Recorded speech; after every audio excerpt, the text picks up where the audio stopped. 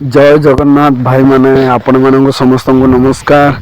आज चलतु जीवा आमर पुराना दिन कहानी सीता पर्वत यात्रा रे देखिए टे मजा नेबा। आमर पिला दिन बहुत जड़ित आमर सीता पहाड़ रे चारणा पैसा 50 पैसा धरिकी 2 टଙ୍କା धरिकी भी आम जाइले पिला समय रे से किछि अंश आम देखिए आज पाइली टिके आपण मान सहित टिके शेयर करी ये वीडियो टे बनइली। कुनी कुनी पिला देखले आम छोट बयस आम जमी जाऊे सीता पहाड़ रे आम बहुत खुशी लगी से समय रे। आज इतने वर्ष है आम सीता पहाड़ जाइलु बुलिया देखला पर बहुत किसी पुराना जिनस आमको देखा पाइली। बहुत खुशी लगला आमको बहुत एंजॉयमेंट कलु। पुराना दिन कथा मन पड़गले बहुत खुशी लगे। से पुराना थरे जीवा आम पुराना दिन कथा टे नहीं बहुत आनंदित गर्वित होगा। बहुत खुशी लगुच भाई मैंने आपण मन सहित शेयर करने बहुत एंजॉयमेंट कलु। पिलादिन कथा मन पके हसी हसी आमर ये लगला। चलो यात्रा आरंभ करिया। जय श्री राम।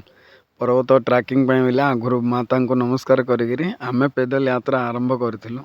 देखु आम गला समय सब खाली तलू खसुले 8टा बाजिलानी से समय एड़ा आमर रामायण सहित जड़ित आमर सीता पहाड़ आम बहुत गर्वित आम गजपति जिले में अच्छी बहुत किसी यहाँ कहवाई अच्छी। आ गोटे नेक्स्ट वीडियो आपन को मुझे जनइबी है। सीता माता आगे ये रही किछि दिन उठे बीती बहुत खुशी लगे ये आइले आमको।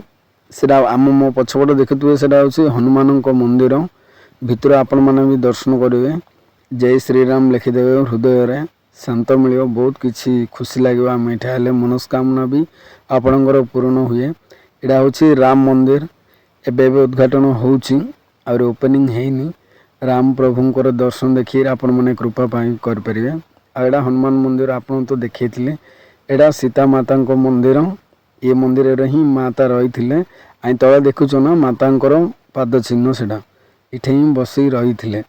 बहुत किसी रामायण सहित जड़ित होगा। बहुत खुशी लगे सांग मैंने सीता माता को टे दर्शन करूँ भगवान को दर्शन करूँ। आमर सांग भी बहुत मन पूरा चंचलित हो जाते आम गुरु देखु केते भक्ति रे नमस्कार करुँच। जय जगन्नाथ। इठे माता होम यज्ञ भी हुए। आपण मैंने डोनेशन रूप जहाँ कि ये कर कॉन्टाक्ट नंबर टा अच्छे आपण